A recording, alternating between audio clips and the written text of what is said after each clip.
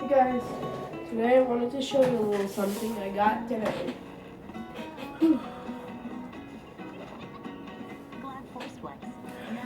Alright, this may come as a shock.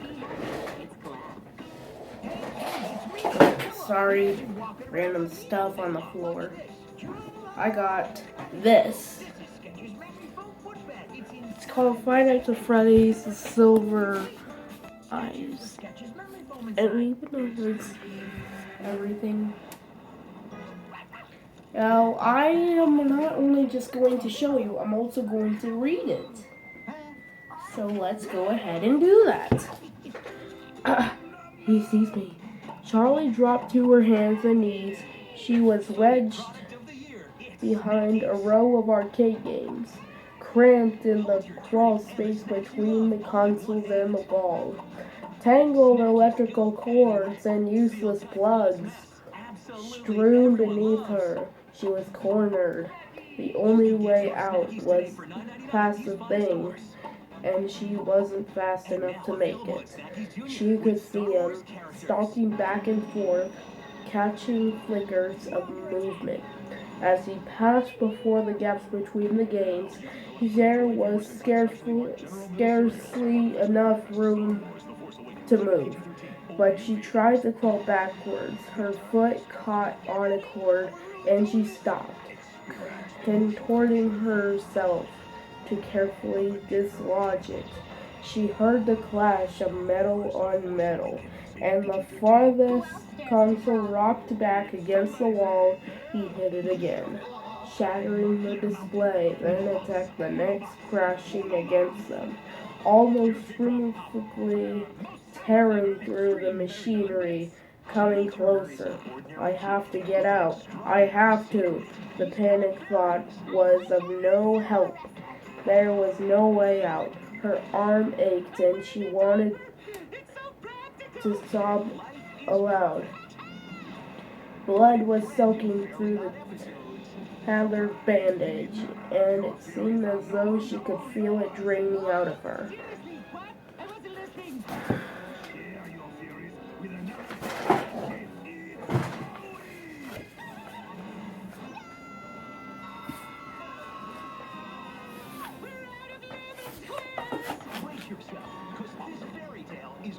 The console a few feet away crashed against the wall, and Charlie flinched.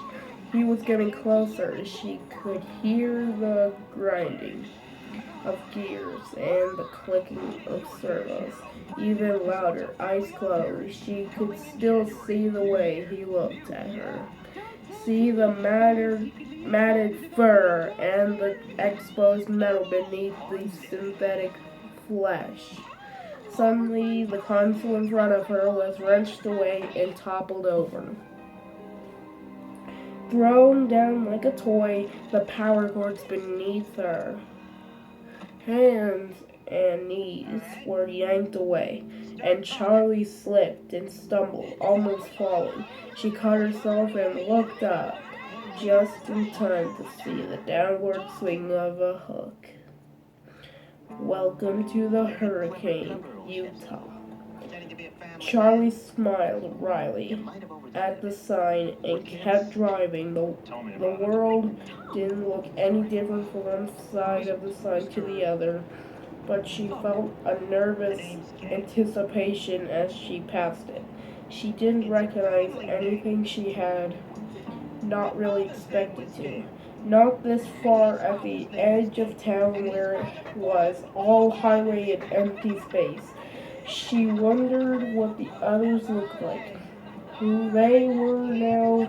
10 years ago, they were best friends. And then it had happened. And everything ended, at least for Charlie. She hadn't seen any of them since she was 7 years old. They had written all the time as kids, especially Marla, who wrote like she talked fast and incoherent. But as they grew older, they had grown apart. The letters had grown fewer and further between.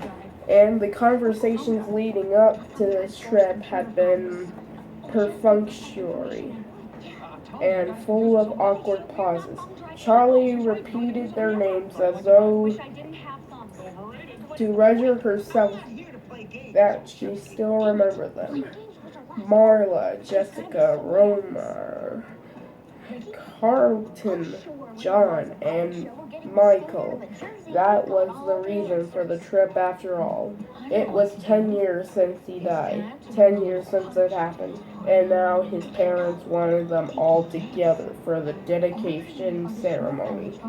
All his old friends were there when they announced the scholarship they were creating in his name. But Charlie knew it was a good thing to do, but the gathering still felt slightly macabre.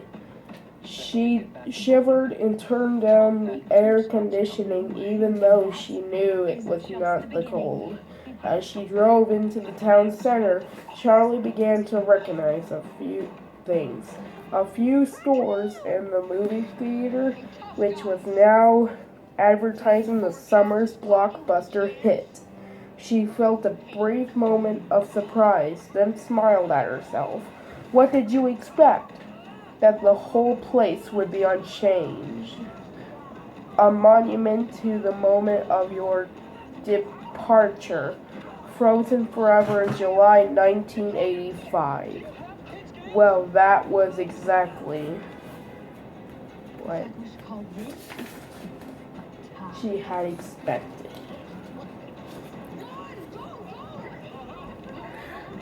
Alrighty guys, so I read the first few pages. The reason I only read like 2 or 3 pages of this stuff is because, well, if I read I could just read a couple more, but I was worried that it will just cut off and all that. So I'm going to end it there. Hopefully you enjoyed me reading the first few pages. I will indeed read more on camera. See you later. And I hope you all had a great Christmas. I forgot to tell you that on my Christmas special. Thank you all, and goodbye.